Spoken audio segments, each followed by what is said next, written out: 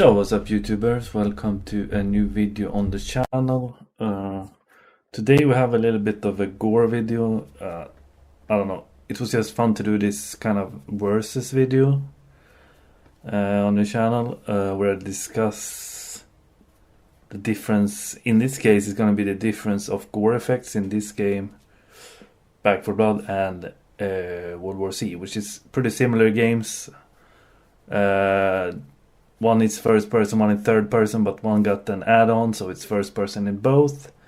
And I'm gonna give my opinion about which game I think has the better blood effects, or gore effects, or whatever you want to call it. It's the same thing. And I don't know. Give me your thoughts in the video as well on the comments if you enjoy these kind of versus videos. And what do you think? Do you think Back 4 Blood effects when you shoot people or gore effects are better than in World War Z?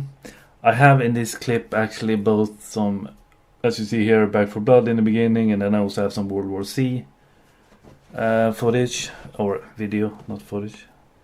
My opinion is that, as you can see the clips, the effects in Back 4 Blood is kind of better, like the gore effects, and when enemies blow up and stuff, it's more visual. It's coming though from that it's mostly in first person mode, and then of course the blood effects look better.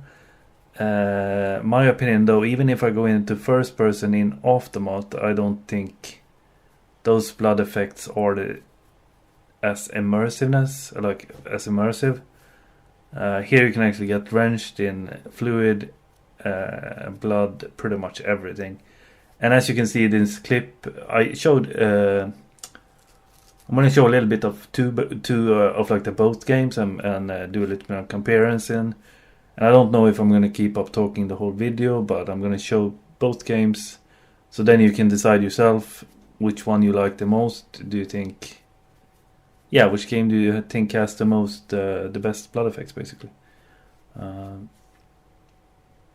I think that, like, the way the zombies explode, or when you shoot them and stuff, is better in Back 4 Blood.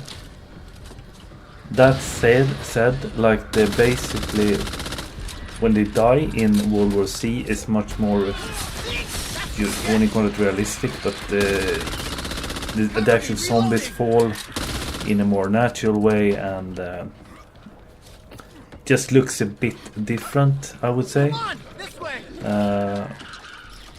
Lay down now. I know. And the gore effects is always something that you like when you play zombies game. It's part of the game.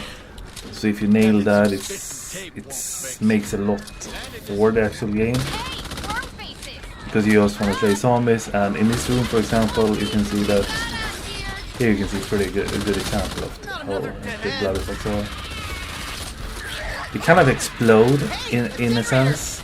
That's not really the same as you can see fire there as well. When you do the machete, it's kind of really in your face. The melee is kind of bloody in World War Z too, but it's not on the same level, I would say. I think I have some clip of that as well, or a clip of that as well. So I'm going to continue talking a bit about that when that comes up.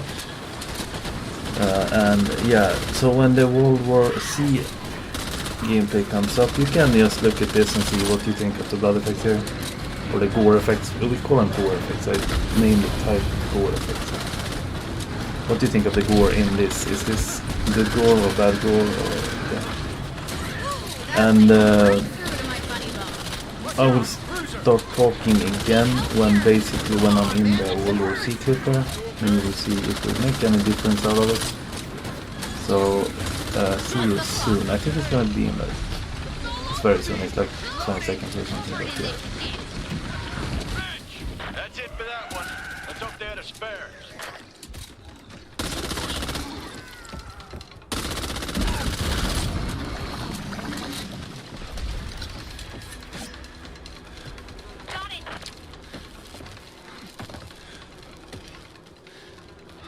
I got it.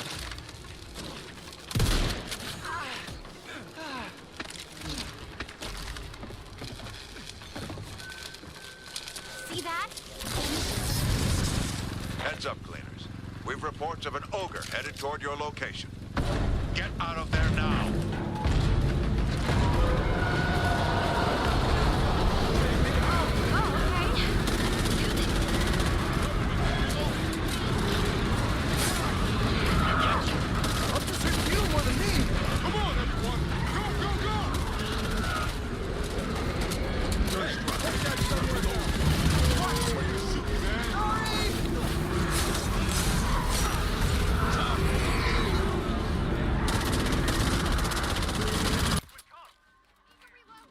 So hello again, guys. Here we actually are in World War Z in first person. And so we're gonna take a little bit of look how these blood effects are. As you can see already, like there isn't that splatter effect in this. But you can see that individual parts of the zombies are... The zombies are more well made when they actually die. And the gore effect is that limbs fall off, and you can't really say that that is the case in... It is the case a little bit in Back 4 Blood, but the zombies are more detailed in this game. They actually look more like zombies, I would say. It could be do with the graphics as well, but overall you can see it's not that splatter effect in the same way. You get more up close with the zombies usually in Back 4 Blood. But overall, this, and there you see the explosion. If that would have exploded in another game, that would have been more fluid, maybe gore, like blood and stuff. So that's, I think, is a little bit different. That's why I think the Back 4 Blood is more immersive in that sense. The first person is well made in this, and the gore effects are good, but not. I don't think it's the same as Back 4 Blood, though. You can leave a comment in the video and say what you think. Do you think this is anti-up on Back 4 Blood, or is World War Z better in that regard?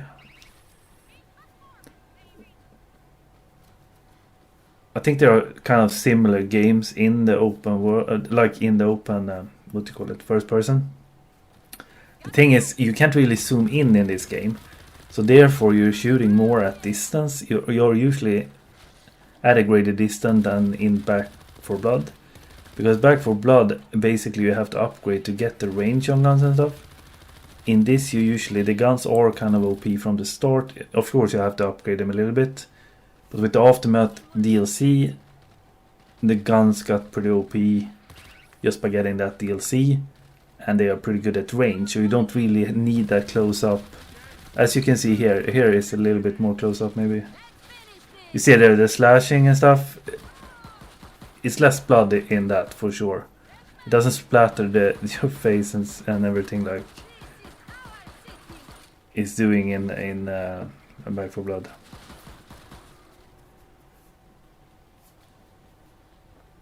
So I think maybe Back 4 Blood is the winner in the gore effects. If you were talking about how the zombies actually die and stuff, or limbs fall off and stuff, that would go World War Z's way, I think. Because that's pretty good made in this. I think it's because the zombies are more outlined. They are more well made in that sense.